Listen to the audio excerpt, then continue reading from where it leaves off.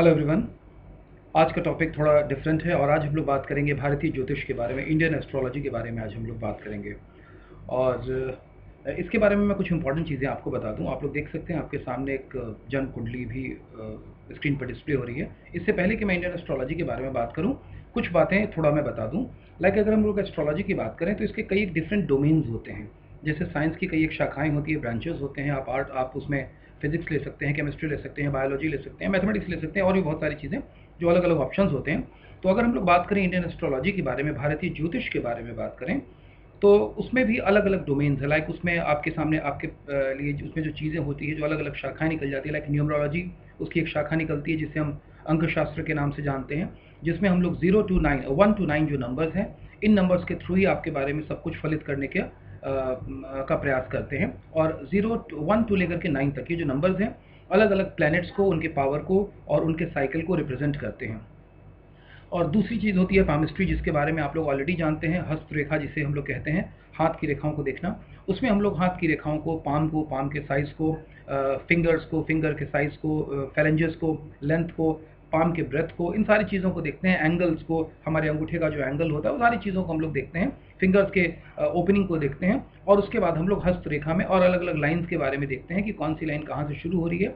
हर एक लाइन जो शुरू होती है पामिस्ट्री के हिसाब से, वो किसी खास जगह से शुरू होती है और किसी खास डेस्टिनेशन तक जाती है या जाने की कोशिश करती है। और बीच में हो सकता है वो कई एक बाधाओं से भी मुलाकात करती हो। लाइंस को कई एक लाइन हो सकते हैं काटते भी हों, या उससे जुड़ के ब्रांचेस लाइन भी खुलती हैं। उसके आधार पर प्रेडिक्शंस किए जाते हैं पामिस्ट्री में।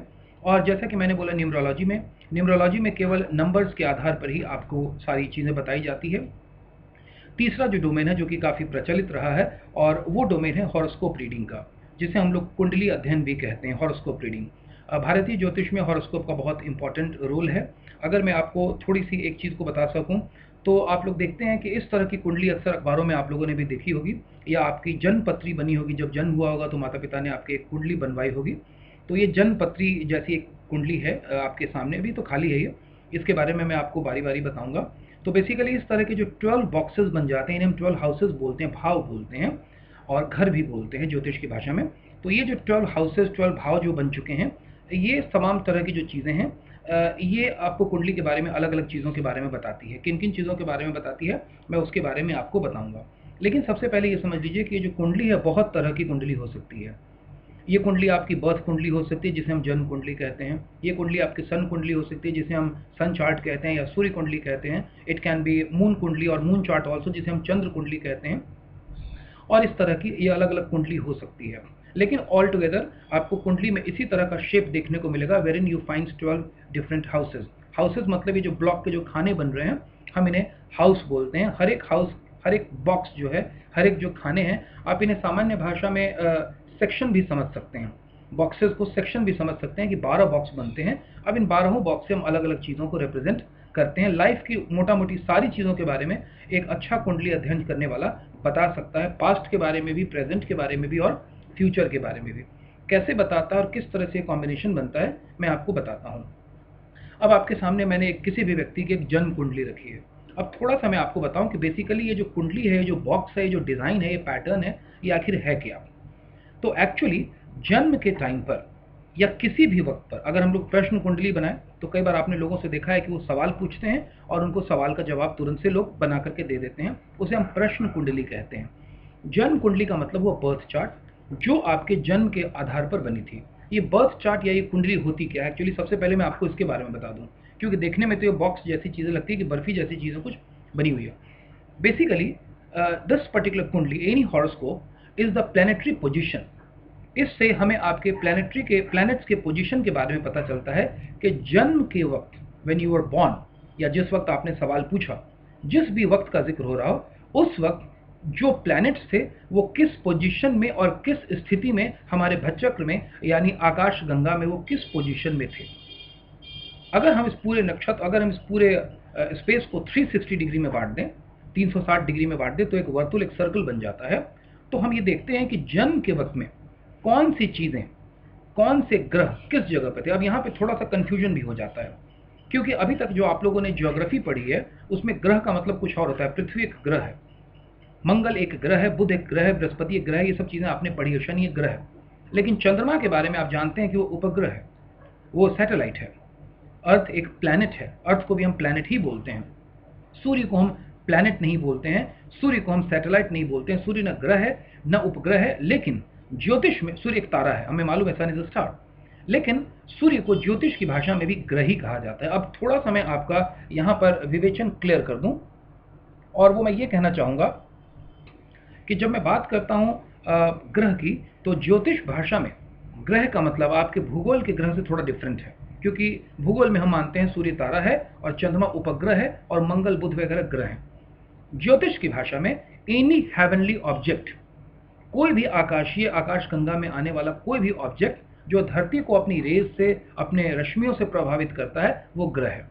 अब धरती को हमने ज्योतिष में एक प्लेस माना है, क्योंकि इसी धरती पर तो हम रहते हैं, तो हमारे लिए धरती स्थिर है। अगर मैं किसी चलती हुई ट्रेन पर बैठा हूं तो मेरे लिए ट्रेन स्थिर है, भले आपके लिए वो 200 किलोमीटर की स्पीड से चल रही हो, क्योंकि आप प्लेटफॉर्म पर हैं।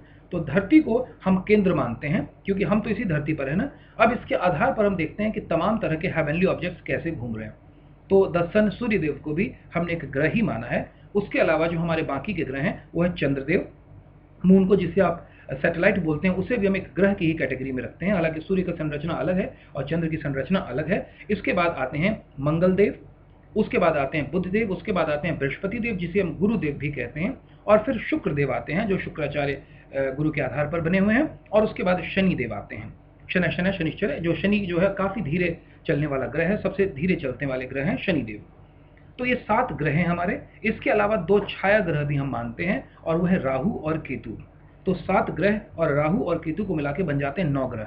इन्हीं 9 ग्रह की सारी स्टडी होती है इस प्लान, किसी भी कुंडली में अगर आप देखेंगे तो आपको ये 9 ग्रह मिलेंगे। ये वैदिक एस्ट्रोलॉजी के हिसाब से है।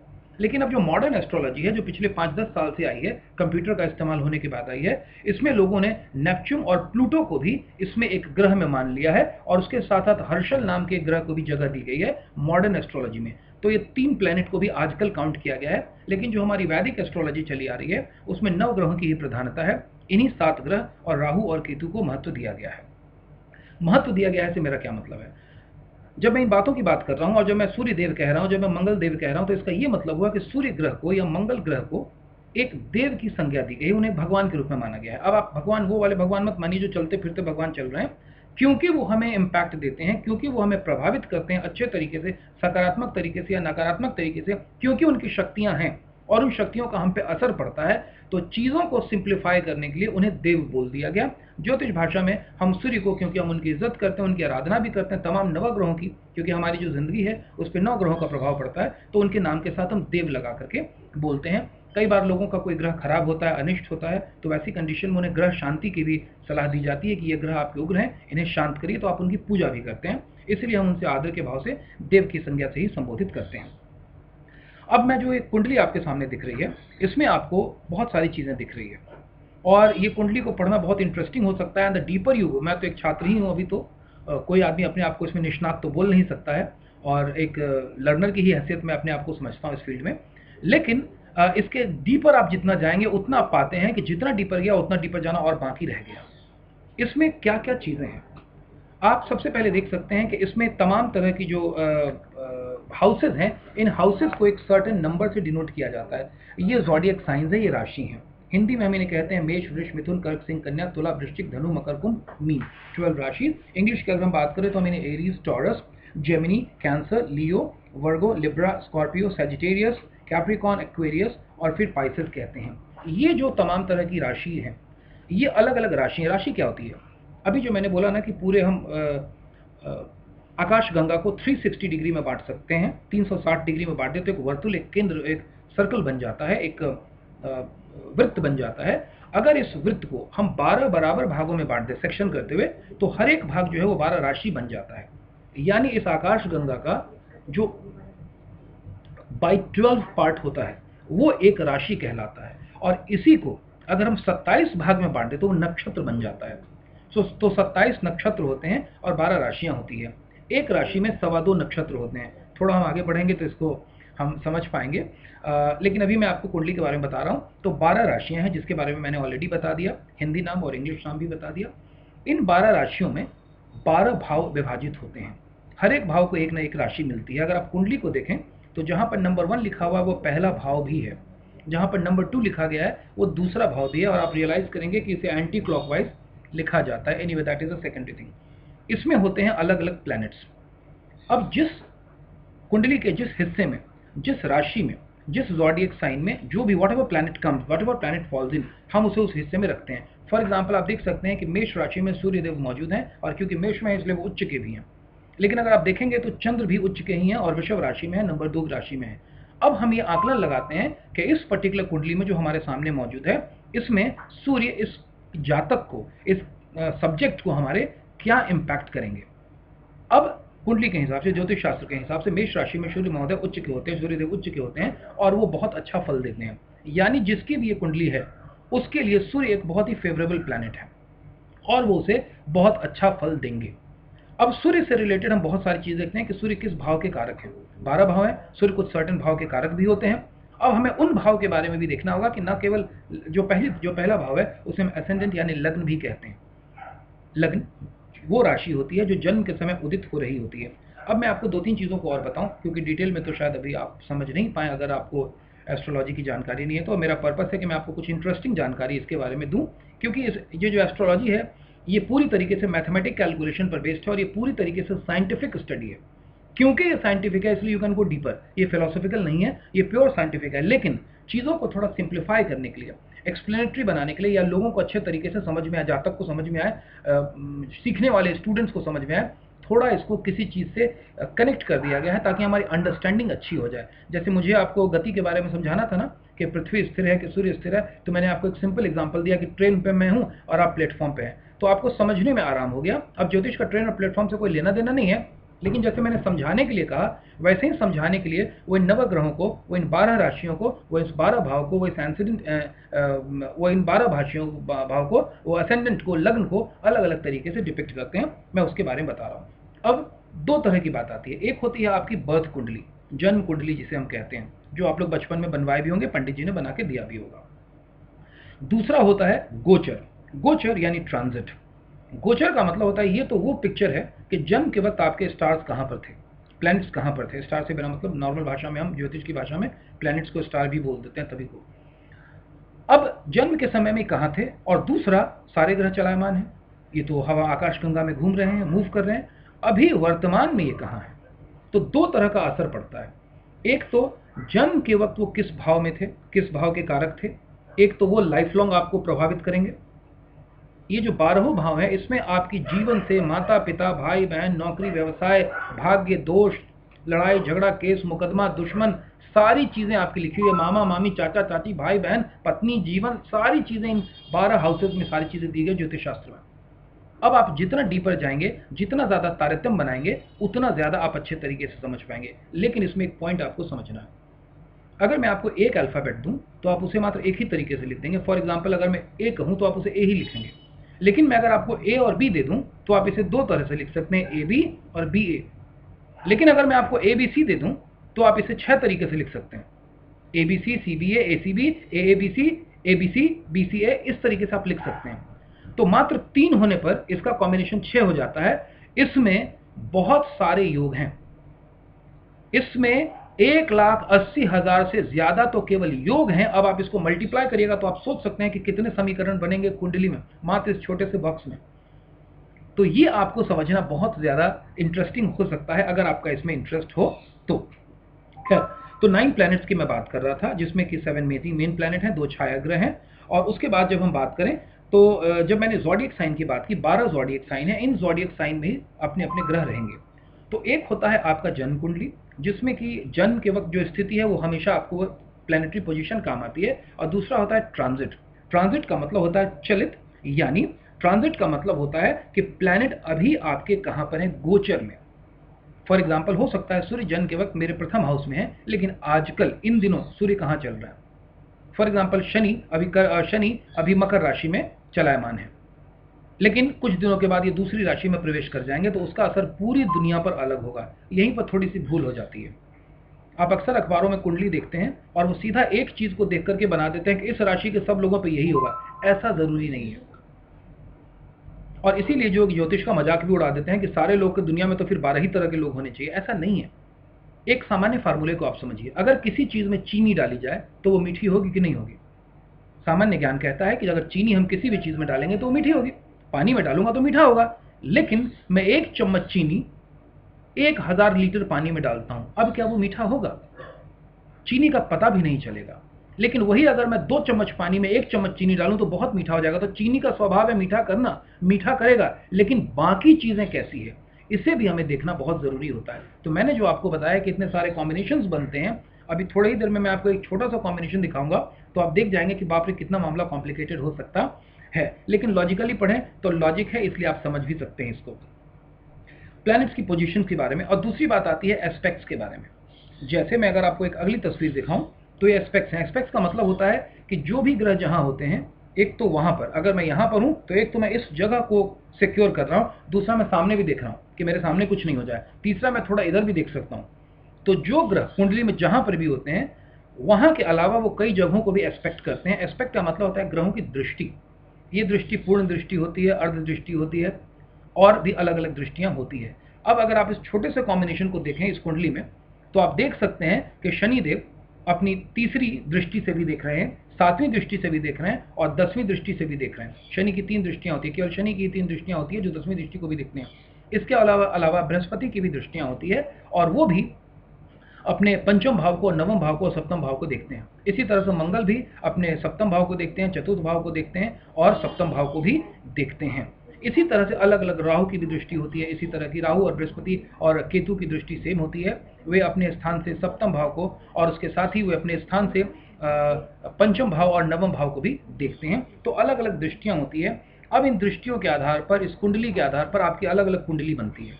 एक होती है जन्म कुंडली, जिसके बारे में मैंने बताया। दूसरी होती है चंद्र कुंडली, आपके व्यवहार और नेचर को समझना हो तो चंद्र कुंडली से हम समझ पाते हैं। अगली होती है सूर्य कुंडली, व्यक्ति के बारे में समझना हो, आत्मबल के बारे में समझना हो, सूर्य कुंडली काम आती है। इसी तरह से जो कुंडली होती है, ये अलग अलग तरह की कुंडली होती है। एक तो जन्म कुंडली हुई, दूसरा नवांश की कुंडली होती है, D9 चार्ट जिसे हम बोलते हैं ज्योतिष की भाषा में, दशांश की कुंडली होती है। इसी तरीके से बहुत सारी कुंडली होती है, D5 कुंडली भी होती है, D7 कुंडली भी होती है। अब हमें जिस पर्टिकुलर चीज़ के बारे में स्पेसिफिकली देखना होता है, उस पर्टिकुलर कुंडली को हम देखते हैं। जैसे एक तो डॉक्टर हुए, एक तो फिजिशियन होते हैं जो आपकी पूरी बॉडी को ही देख लेते हैं, तो जन्म कुंडली से हम पूरी बॉडी को ही देख लेंगे। लेकिन अगर किसी की आंख खराब है, किसी की हड्डी में दर्द है, तो ऑर्थोपेडिक के पास ही जाना पड़ेगा।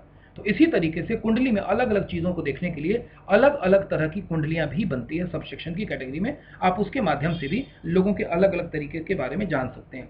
अब हर एक प्लैनेट का अपना नेचर होता है। सन को, सूर्यदेव को हम लोग ग्रहों का राजा मानते हैं, सारे ग्रह उसके उनके कंट्रोल में हैं, अधिपति हैं वो। तो सूर्य का अप्रोच किंग जैसा ही होता है। चंद्रमा को हम रानी बोलते हैं, क्वीन बोलते हैं। मरकरी को हम प्रिंस बोलते हैं, राजकुमार की संज्ञा उनको दी गई है। उसी हिसाब से वो अप्रोच भी करते हैं, मूव भी करते हैं आकाश गंगा में। उसके बाद अगर हम बात करें बृहस्पति की, तो देवगुरु हैं बृहस्पति, जिन्हें हम गुरुदेव भी कहते हैं। गुरुवार को भी, बृहस्पतिवार को, यही वजह है कि गुरुवार भी बोला जाता है और बृहस्पति भी कहा जाता है। देवगुरु हैं, देवगुरु की संज्ञा है। शुक्राचार्य, शुक्रदेव की, देवताओं दानवों के गुरु हैं शुक्रदेव। तो एकमात्र उन्हीं के पास मृत संजीवनी विद्या का ज्ञान है जो भोलेनाथ शंकर ने उन्हें दिया था। वो भी देव राक्षसों के गुरु हैं, लेकिन गुरुदेव हैं इसलिए पूज्य हैं। और उसके बाद शनिदेव आते हैं। शनिदेव न्यायकर्ता की भूमिका के हैं।